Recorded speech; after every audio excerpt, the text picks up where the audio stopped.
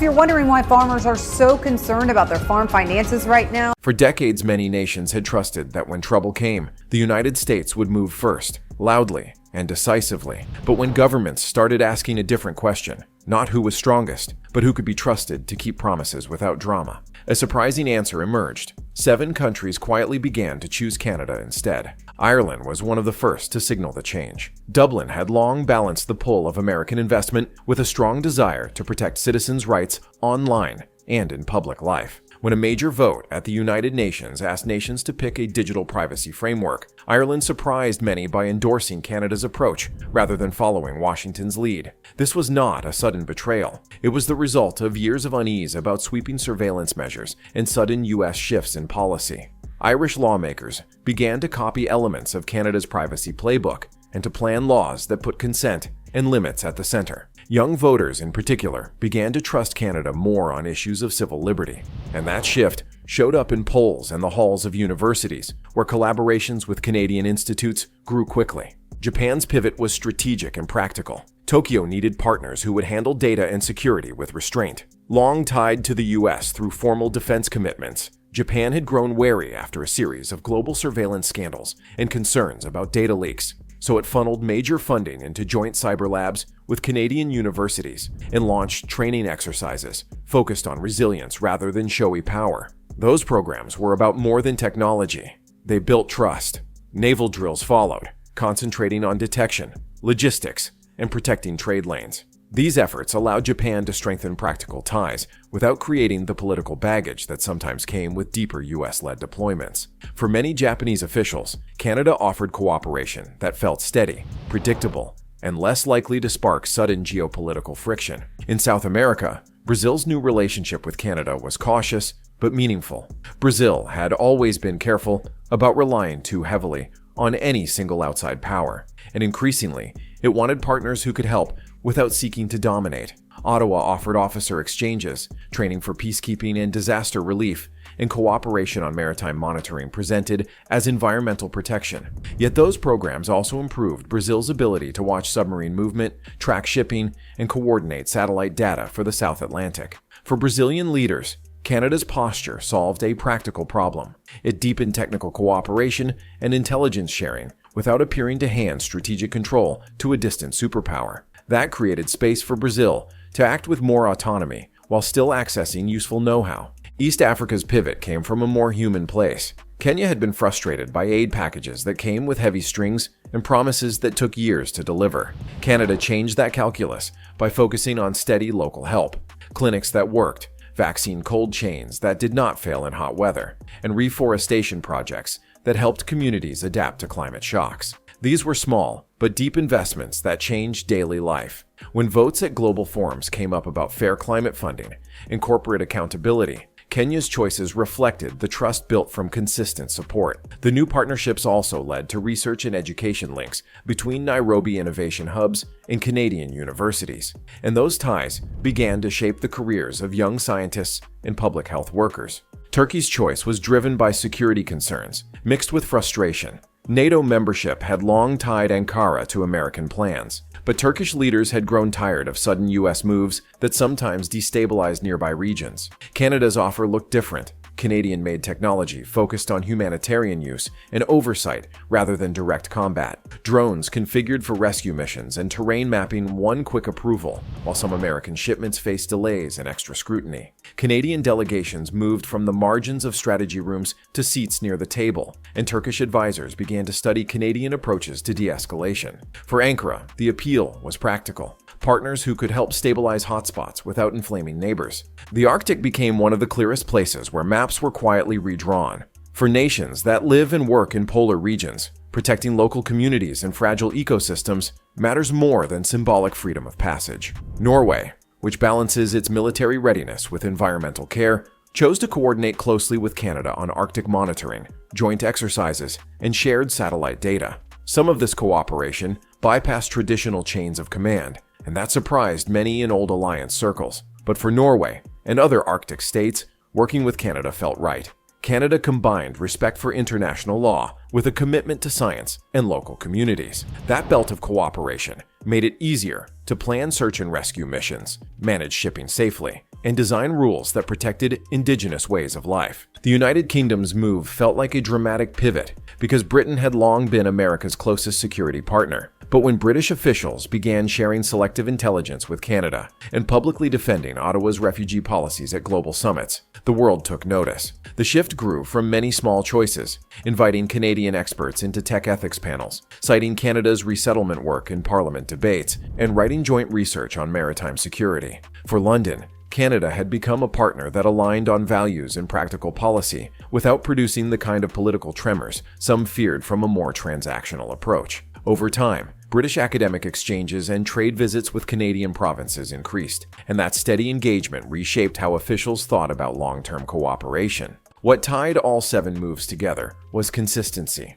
The countries that chose Canada did so because Ottawa proved reliable in the ways that mattered to them. Canada did not suddenly become the biggest military power. It became a partner that kept its word, showed up quietly, and built projects that worked over time. That style appealed to countries that had grown nervous about sudden policy swings coming from larger partners. Governments started asking, who will keep the lights on in a crisis? Who will protect citizens' data? Who will deliver on small promises that matter? In many recent cases, Ottawa answered those questions well. The consequences of those choices were real even when they remained invisible to daily headlines. Supply chains shifted toward trusted partners and ports. Digital rules developed in one place were copied into laws elsewhere, forcing tech companies to rethink product design. Military logistics changed slowly. Repair hubs opened in new cities. Software standards followed fresh lines of trust, and contractors adjusted to different favored partners. Investors paid attention. Money moved toward countries and regions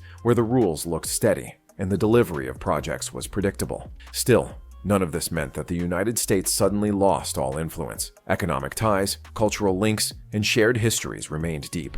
The story was about choice rather than replacement. Allies were no longer choosing automatically based on past patterns. They were testing partners by asking who could be relied upon in practical terms and who would respect their laws and priorities. The new landscape also showed how soft power had evolved. Long-term credibility built by policies that stood the test of time now counted as much as raw military strength. Countries that acted predictably earned deeper loyalty. This reality reshaped how agreements were written, how summit tables were arranged, and how students and startups picked research partners. Cities like Toronto and Vancouver began to attract more international projects focused on ethical technology and resilient solutions. A street-level view helped make the shift feel real. In a small coastal town, fishermen saw Arctic researchers share better storm warnings because Canada and Norway worked together. In Nairobi, a nurse remembered when vaccine refrigerators arrived that actually kept shots cold during long trips to remote clinics. A Brazilian admiral noticed improved maritime maps that helped track commercial traffic and reduce risks near busy ports. These were not glamorous headlines, but they changed lives. Business followed the same logic. When governments adopted Canadian-style privacy rules, product teams adjusted roadmaps to meet new standards. Trade missions began to ask how deals would hold up if political winds shifted, not just how big the numbers looked on paper. Young professionals started applying to Canadian institutions for scholarships in ethics and public policy, because the training felt relevant in a world that prized trust. There were risks and critics. Some warned that leaning too heavily on any one model could create echo chambers. They argued that the healthier path was to keep many strong partners and to balance options, rather than trade one dependency for another. That argument had merit. Most of the countries that strengthened ties with Canada did not sever links with the United States. They hedged. They added options without burning bridges. In Washington, leaders took note and began to reflect. Some responses were practical: clearer rules for Arctic operations, better privacy frameworks for international data sharing, and more consistent timelines for development projects. Others were harder. Rebuilding trust after sudden policy turns required time and a steady record of follow-through. The lesson was simple and uncomfortable for any superpower. Size and history alone do not guarantee automatic loyalty. For Ottawa, the attention brought both pride and pressure. Being chosen meant partners expected steady performance. Canada had to scale up quietly, but with care. More diplomats on the ground, more researchers engaged in international projects, and stronger logistics to ensure supplies reached remote areas. Mistakes would be visible, and Canadians knew the cost of failing to meet rising expectations would be high. Across the world, scholars and policy experts began to rewrite how they taught alliances. Textbooks emphasized coalitions built on rules and predictability rather than on single dominant powers. Trade delegations added provincial voices and university researchers to their lists. Defense planners rethought supply chains to fit new lines of trust. For ordinary people, the change showed up as clearer aid when disaster struck, better protection for personal data, and more reliable cooperation during hard times. What followed next was practical and human. Cities and small towns began to feel the ripple effects of these new ties in simple ways. Schools got better equipment for remote learning because Canadian-funded programs provided steady internet upgrades. Coastal towns saw faster rescue responses after joint exercises improved search and rescue plans. Farmers in far-off regions found that seed and irrigation projects were delivered on time because Canadian logistics teams learned how to work quietly and well with local officials. Those small wins mattered. They built goodwill that no speech could match. Business life changed too. Companies that sold software suddenly had to think about different privacy rules. When Ireland and parts of Europe copied Canada's privacy approach, engineers rewrote product roadmaps so that consent became central from day one. Startups in places like Nairobi and São Paulo noticed that Canadian grants often came with long-term mentoring, not just money. That mentorship helped new firms scale without losing focus on local needs. Investors paid attention. Where trust looked steady, money followed. New funds flowed into ethical tech hubs in Toronto and Vancouver, and provincial trade offices saw more delegations arriving with real projects, not only sales pitches. The cultural ties tightened as well. Student exchanges grew. Researchers co-authored papers on climate adaptation and Arctic science. Musicians and artists joined cultural festivals that highlighted collaboration rather than rivalry. Those exchanges created a deeper, softer bond between nations that went beyond contracts. They let people see each other as partners, not just as pawns in geopolitical games. The shifting alliances also pushed old arguments into the open. Critics asked whether leaning on Canada was swapping one dependence for another. They warned against building new silos that could limit options in the future. Some commentators argued for balance. Keep the historical links with the United States strong while building new relationships. Many policymakers agreed. Hedging became the watchword. Countries wanted multiple partners to ensure no single political swing could cut off critical supplies, data, or support. The move toward Canadian ties also changed how diplomats worked. Embassies hired more regional experts and people who knew how to build small, reliable projects. Negotiations became less about grand statements and more about checklists and timelines. Who could deliver a vaccine fridge before the rainy season? Who could set up an emergency hotline that worked during floods? Those practical questions drove diplomacy in a new, quieter way. It meant fewer dramatic summit photos and more technical teams working in the background. There were strategic shifts too. Military officers began to rethink logistics that had long been taken for granted. Repair yards for ships and planes were evaluated not only for capacity, but for whom they could depend on if politics got messy. Software standards and encryption choices were reconsidered so that allied systems could talk to each other without risking privacy or unexpected backdoors. Defense planners worked with civil society groups to make sure security measures did not harm communities. That blending of defense and public interest reflected a bigger idea. Security now included health, data safety, and climate resilience. In the United States, the conversation became more inward-facing. Lawmakers and officials discussed how to rebuild steadiness and reliability. Some focused on improving delivery, making sure promises turned into results in regions where the U.S. wanted to remain influential. Others looked at law and policy, how to build privacy and aid frameworks that felt less tied to partisan swings. The realization was uncomfortable, but useful. Influence required more than power. It required trust earned through steady effort. For Canada, success came with new demands. Ottawa had to invest in diplomatic staffing, scale up development programs, and protect the legal frameworks that had made it a preferred partner. That meant harder choices. Whether to spend more on international aid, expand research cooperation, or send more peacekeepers to distant trouble spots. Each choice carried costs. Canada suddenly faced higher expectations. The world was watching to see if it could remain the reliable partner it had become. Looking forward, several paths were possible. In one, the United States listened and adapted. combining its strengths with steadier, more predictable policies. Alliances deepened across the board, and countries learned how to work with multiple partners without cutting any ties. In another, competition hardened and created sharper blocks that made cooperation harder.